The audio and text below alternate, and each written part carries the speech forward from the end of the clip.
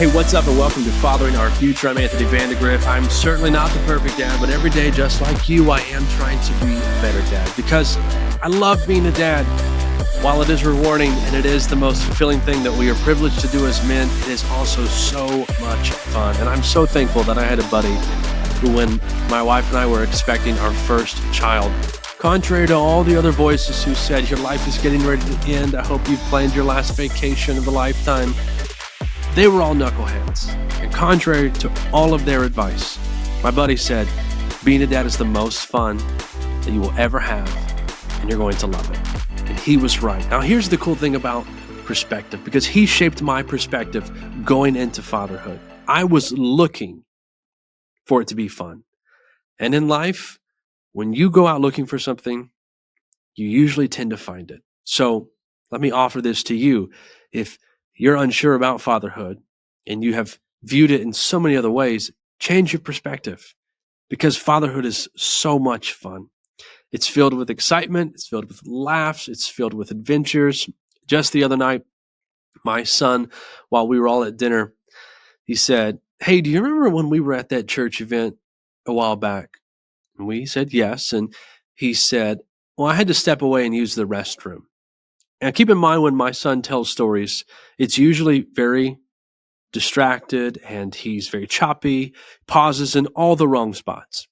So he tells us that he had to go to the restroom. He said, and about a minute later, a big man walked in. That's how he described him. And we're trying to figure out, well, how do you know he's a big man? My wife and I are locking eyes with one another, and we're kind of concerned. And then he says, and then he went into the stall next to me. And he's kind of pausing, again, at all the wrong times. And we are thinking, Lord, please don't let this be what we think and fear that it might be. Like, please don't let anything have happened to our little boy. And then he continues the story and says, and then he farted louder than I have ever heard. And at this point, we are not only relieved, but we are also laughing as a family. And then he continues on that it was so loud that it actually scared him, that he jumped while he was on the toilet and almost fell off of the toilet while he was trying to use the restroom. And it was just very fun and a great moment. And then 15, 20 minutes later, we had to tell the kids to stop talking about farts while we're trying to eat dinner.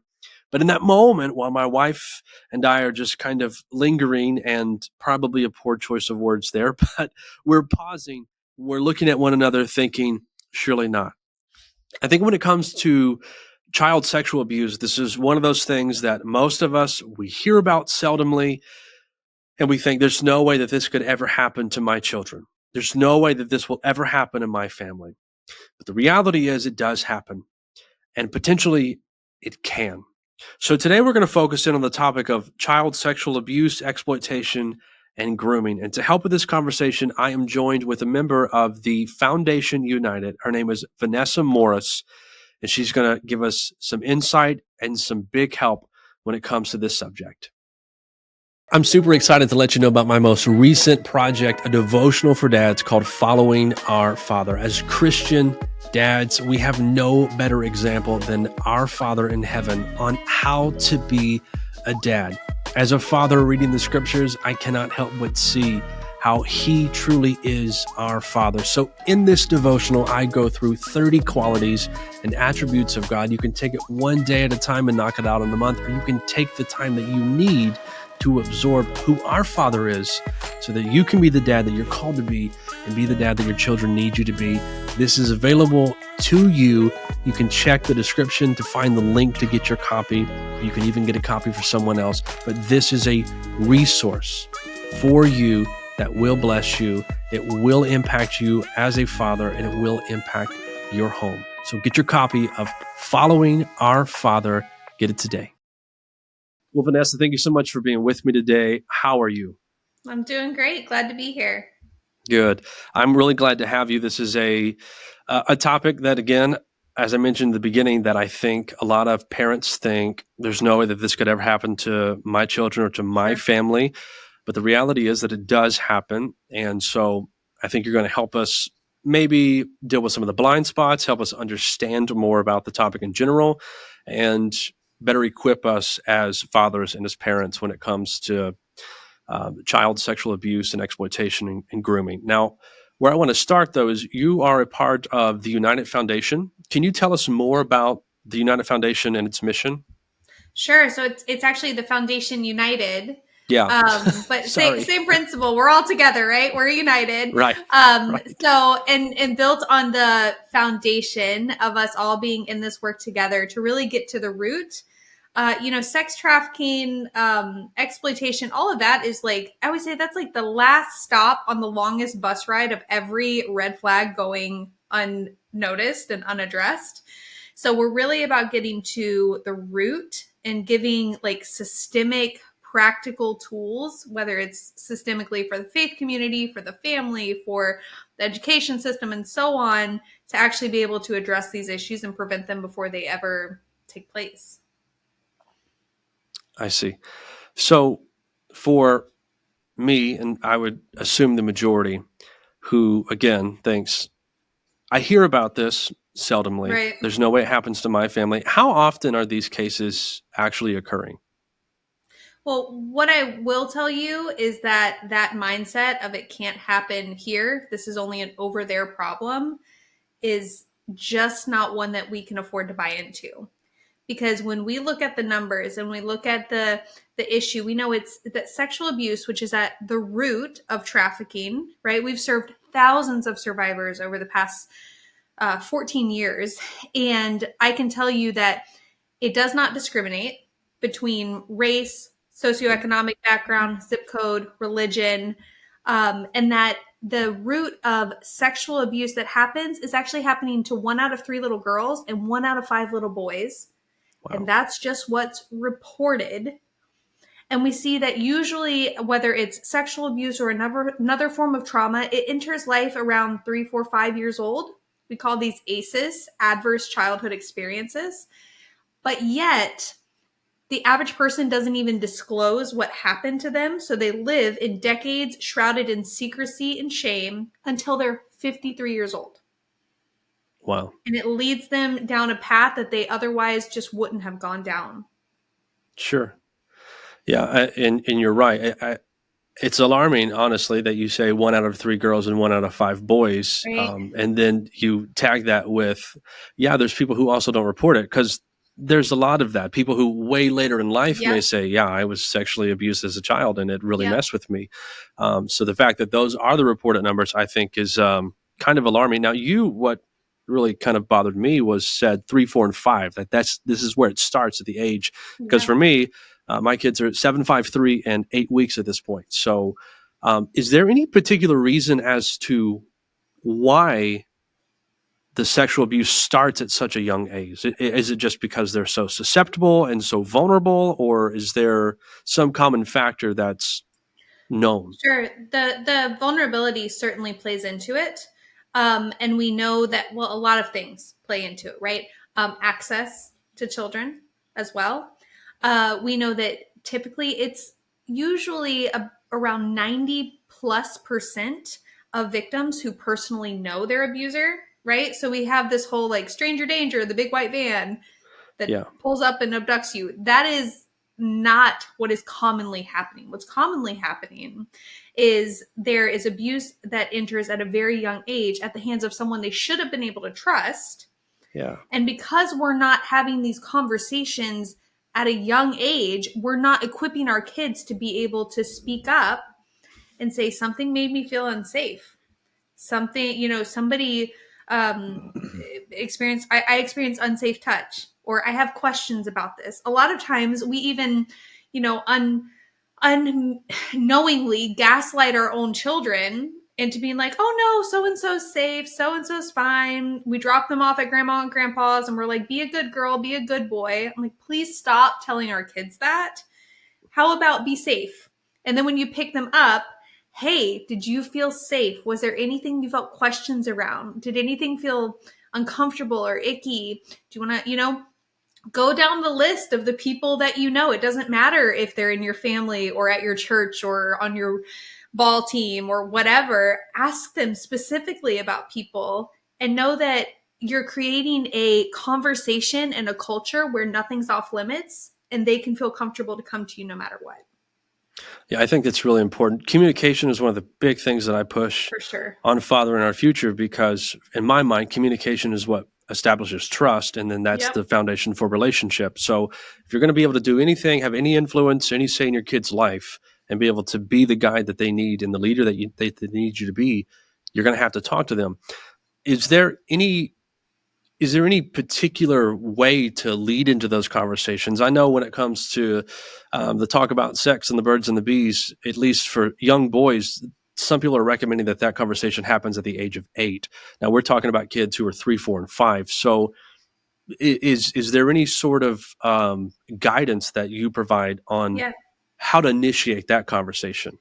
Well, here's what I'll say is that there's not a like checkbox. Okay, he's 8 years old and we had the conversation. This Right. is an ongoing cultural culture that you're creating within your family. This is an ongoing conversation before your kids are verbal. You can use anatomic language to talk about their body. We whenever we sort of create these pet names, even around anatomy. Guess who also does that? Predators. Yeah.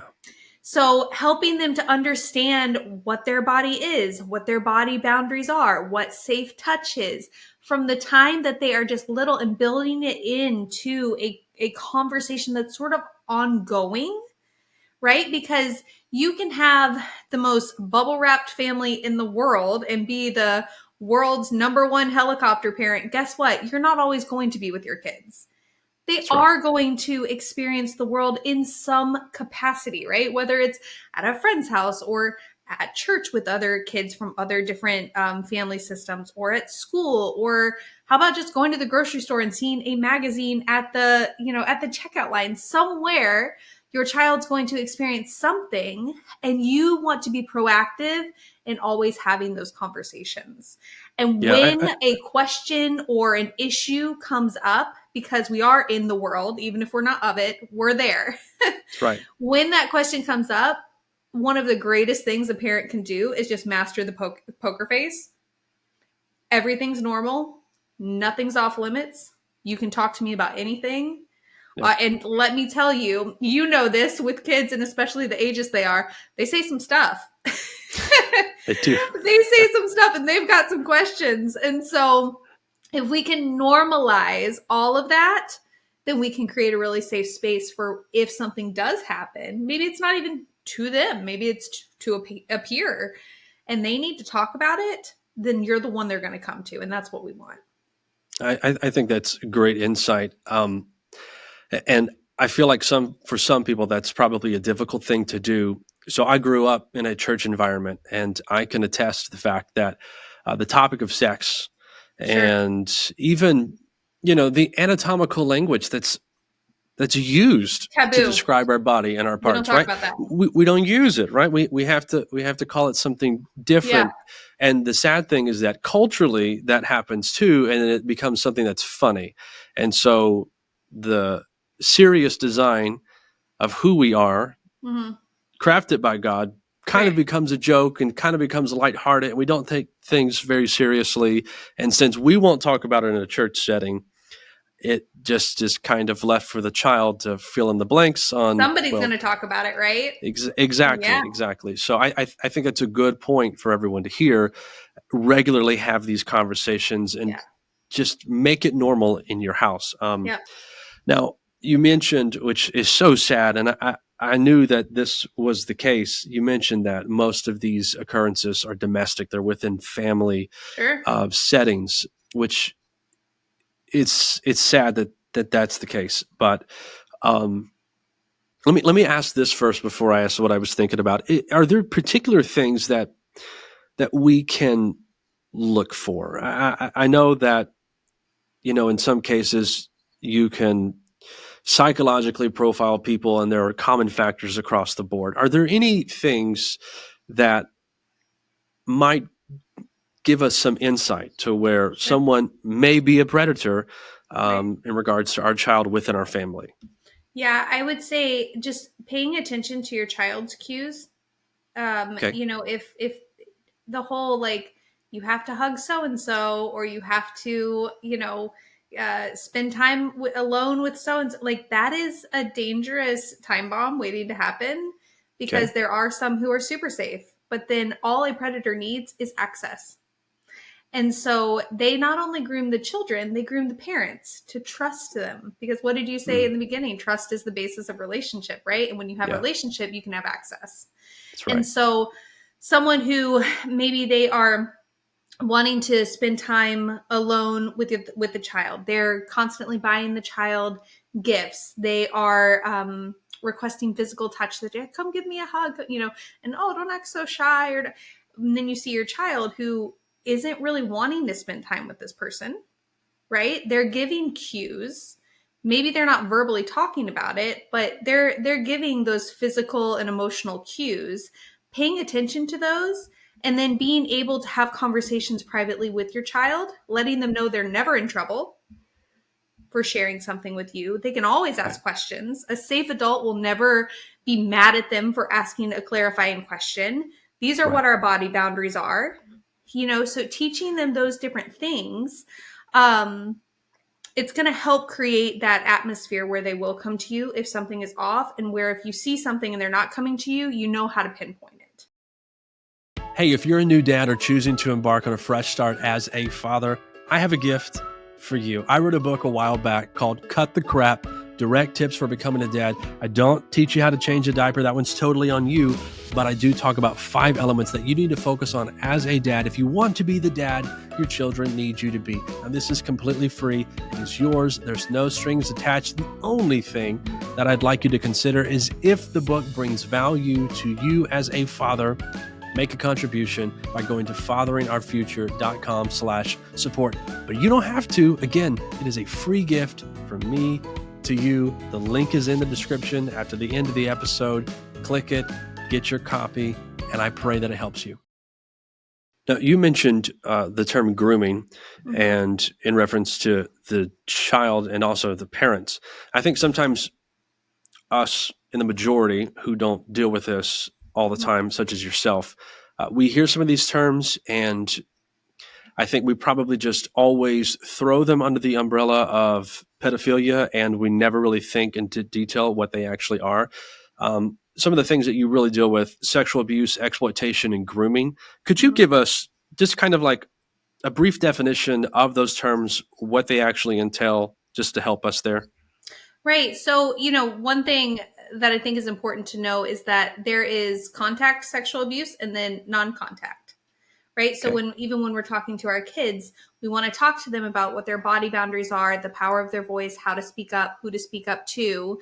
If they're touched, say, for example, in their bathing suit zone, if we want to use that kind of language, but also pairing it with anatomical language, and sharing that not only is no one allowed to cross their body boundaries, but they don't cross anybody else's. This is Right. introducing the concept of consent, also very important. Um, and then when we talk about the non-contact, we're talking about unsafe screens, pornography. What does an unsafe screen look like? What does it make you feel? How could you come across it? I have kids who have they have tablets, and the games that they play on them are very safe. They're not playing with anyone else. They aren't surfing the internet. They're closed apps, things like that. And yet, maybe you've experienced this with your own. An ad will pop up. My son, Yeah. who's in first grade, and it pops up with language that he can read on his first grade reading level, but it pops up in something because he's had these conversations and knows I can trust the intuition. If something feels like a little bit off, it probably is. And what do I do if I experience an unsafe screen? I need to bring that to my safe adult. So the other day he was on, and it was a cartoon woman, and she had a dress on, and the ad was, she's so hot, and it was like sweating hot. Take your finger and erase her clothes. Wow. And this is on a game marketed to kids. And so he's like, this doesn't feel safe. And I'm like, you know what? Let's talk about that. I'm so like celebrating the fact that they've come to you, talking about, again, reiterating what an unsafe screen is, because it's going to start there. Our kids don't have to go looking for porn. Porn comes looking for them, and it Mm-hmm. instantly puts shame and secrecy on them. And I can tell you that the shame and the secrets are what compound into other things later on, what make them For sure. susceptible to the grooming. So a predator gaining their trust so that they can exploit them later on. Columbia University did a study, and they found that the average person has 13 secrets at any given time, 5 of which they've never told another soul, usually having to do with sexual deviance or lies. And it Wow. starts early. Wow. That's incredible. Well, kudos to you, though. Yeah. Setting the standard of having these conversations with your kid. And then I love the fact that you said, let's talk about it after he comes to you, that you continue the conversation, because I think Yeah, historically so many parents have been like, oh, thanks for telling me, let's stop this, and then they just kind of go on about what they're doing. right. And sometimes I think we fall prey to convenience, and we serve convenience more than our Sure, kids, and it's sure. not always that we're intentionally trying to do that. We just get caught up in the rhythm of life. But I think that's a Absolutely. good reminder to us that when these things do come up, take the time necessary to address them and to talk about them. Yep.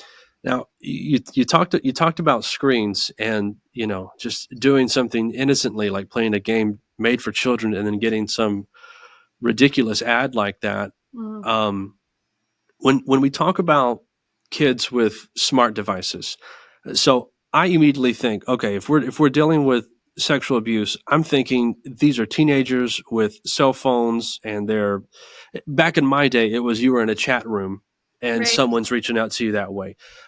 But by and large, is that still some of what it is, or is it mainly what you just described with children playing games and getting marketed to Oh, by I mean, these it's by the ludicrous time they're ads? teenagers, it's, I don't want to say it's too late because it's never too late to start. However, Sure. it is starting much earlier. I mean, if you look at the stats over the past 15 years that we've been in this space, child pornography has increased in the last 15 years 15,000%. It's It is wow. not necessarily our kids going to look for it. Like I said, it is looking for them. Yeah. And, we have all the safety devices and we have all the conversations, but we have to equip them because chances are they're going to come across something. There's also a statistic that the average child, nearly 50%, it's like 40 something percent of kids are exposed to pornography on another child's device at school. So you're like, my kid doesn't have a device. They don't have a smart device. Somebody does. Wow. Yeah. So we have to be proactive in the approach.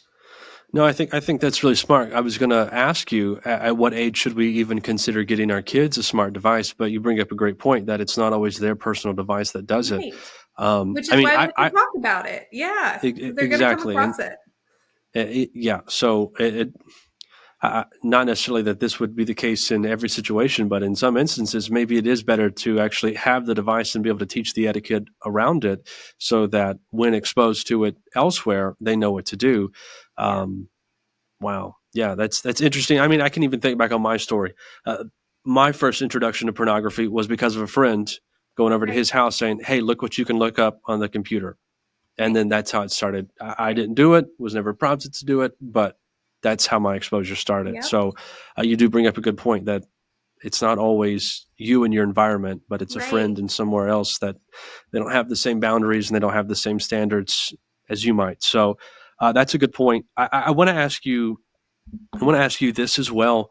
So, while the majority of these cases happen domestically within families, uh, is is there another place of concern like that would be next on the list that would be relevant to most people? Public schools, daycares, churches. What comes next, or is it even that big of a concern to worry about? Well, it's definitely a concern to worry about, but it's something where we have so many tools. Like if you go to our website, you can find so many tools and resources for parents, for school systems. You can do these things within your own home, within your faith community. We have Real Talk, which is just amazing. Speak Up, the Cool Ant series. I mean, all these different things that you can do that are at your fingertips to equip you, because we don't just want to say, ah, Yeah. Be scared. We want to equip you to actually take action to protect your family, protect your legacy, your children. And so I would say that, anywhere that there are people, there is risk, right? Sure. So if we can have these tools within all of our systems, we're creating safer systems for our families. So yes, this is typically happening at the hands of someone that they know, that they should be able to trust. If you're looking at it purely from a trafficking lens, we're talking to someone who they're in criminal justice and law enforcement, and they said that one of their tasks was to interview the traffickers. And the traffickers said, we used to go out and farm girls from the mall or, public spaces. He goes, you know where we go now? The church. Wow. Because it's easy to gain access, it's easy to gain trust. So in every single circle, we need to have people having these conversations, because ultimately, if we can create children who can trust their intuition, it's the discernment of the Holy Spirit, if we can create families who are having open conversations, if we can equip our kids from the time, we have tools from kindergarten up through leadership. And if we can have everyone on the same page, right? No shame, no secrets, no taboo, off limit kind of approach to this, just normalizing. And then also speaking, hey, this is what we went through. We want to talk to you openly about it so that it doesn't generationally repeat, because we see that a lot. And create those kind of cultures, then we're ultimately protecting our kids and protecting our families. Yeah. If people are interested in learning more about the curriculum and the resources provided, where do they go? TheFoundationUnited.com. Okay. The Foundation Yep. There's a page on there United.com. called Stats and Resources, or I'm sorry, .org. TheFoundationUnited.org. And there's a page on there called Stats and Resources, and has tons of stuff for parents. Okay. Good to know. I'm so grateful that you've shared everything that you've shared on this topic. I think anyone listening has learned quite a bit and has at least been given direction on where to go to be proactive about this. Right. I want to throw you one curveball just because I focus on fatherhood. Now, I know that you're a mother, but you have a father, you're married to someone who is a father. For dad specifically, it can be on our topic, completely off topic of what we've discussed today, but what piece of advice would you offer to dads today? I would say my dad was sort of a picture of what not to do. Okay. So I won't draw from his, but I think those are good experiences too, because they, like I said, teach you Sure. what not to do. But my husband now is an amazing father, and I would say that even going back to the first thing we talked about, communication from an early age, just open, consistent communication has been transformative for our children and for our family. Awesome. Well, Vanessa, it has been a real treat to have you on the podcast. I want to thank you one more time.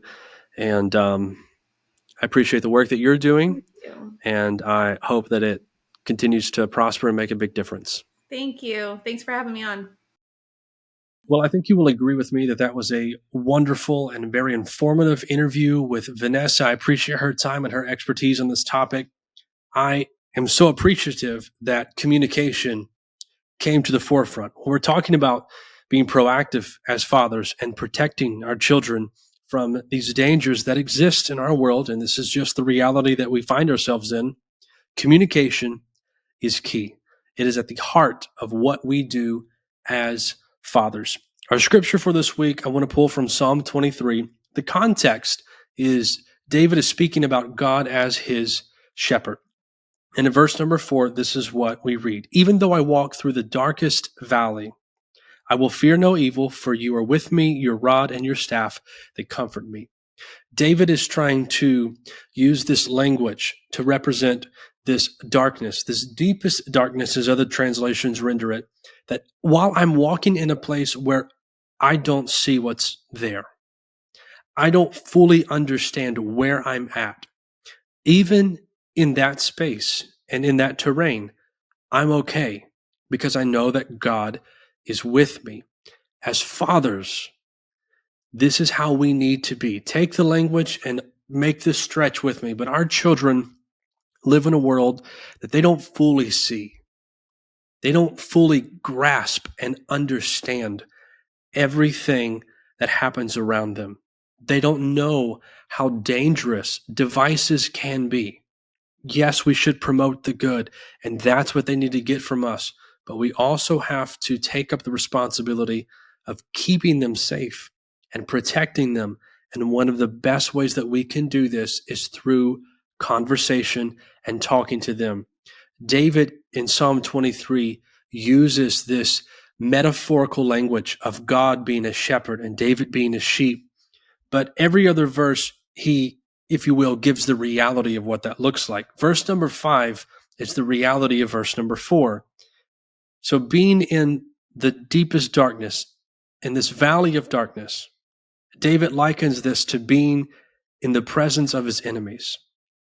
But even there is safety because the Lord prepares a table right there in the midst of all of the chaos, all of the opposition.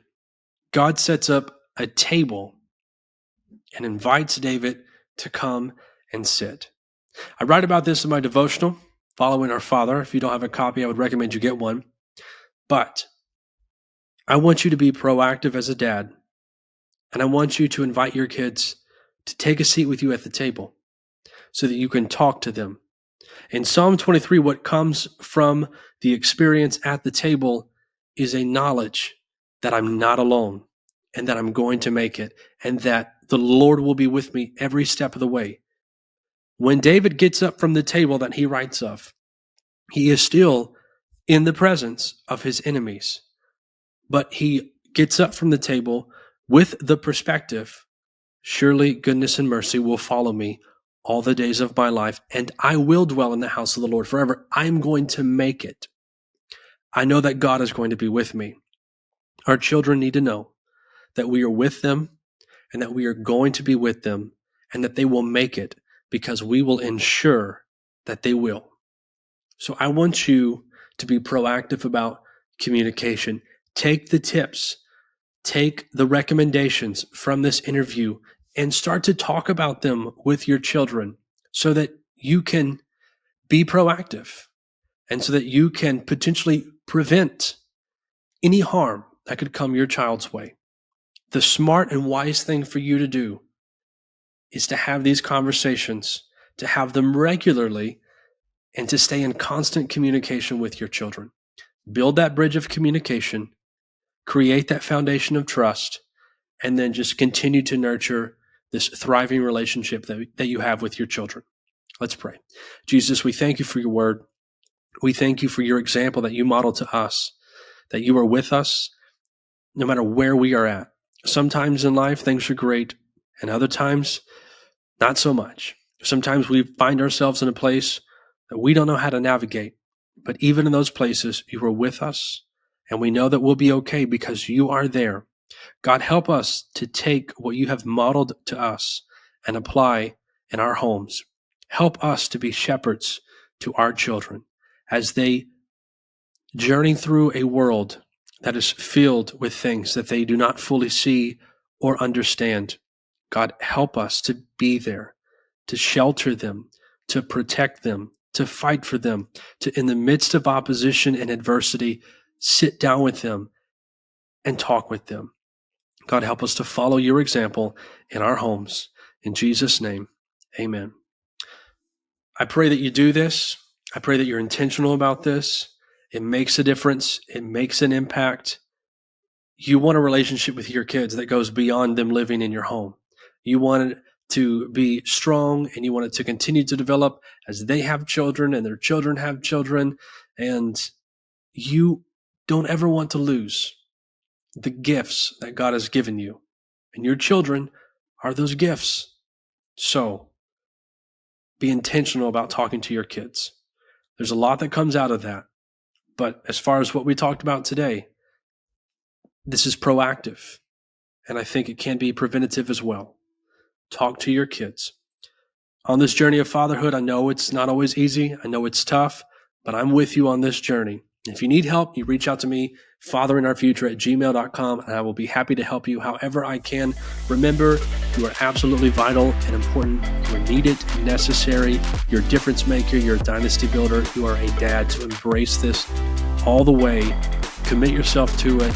Be who God has called you to be. Be the dad your children need you to be, and make the difference that you are designed to make. Thank you so much for being with me. This is Fathering Our Future. I'm Anthony Vandegrift, and I hope you'll join me next time.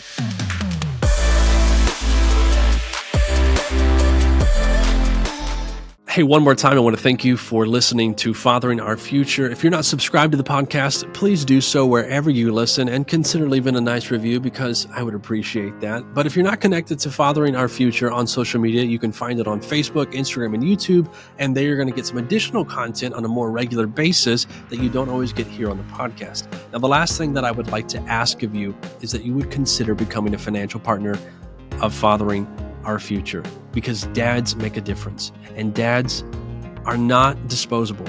Dads are vital, and they are essential, and they are needed. And the impact that dads make doesn't just reside in the home, but it has a ripple effect that goes to churches and communities and culture. And I'm inviting you to be a part of equipping and empowering and educating dads to be the dad that God has called them to be and that their children need them to be. You can become a financial partner with Fathering Our Future. It can be a one-time contribution, a monthly commitment, but by doing that, you play a direct role in impacting dads. You can check the link in the description below. You can pray about it. You can get on board. And I thank you in advance for becoming a part of Fathering Our Future in a special and a dynamic way. God bless you.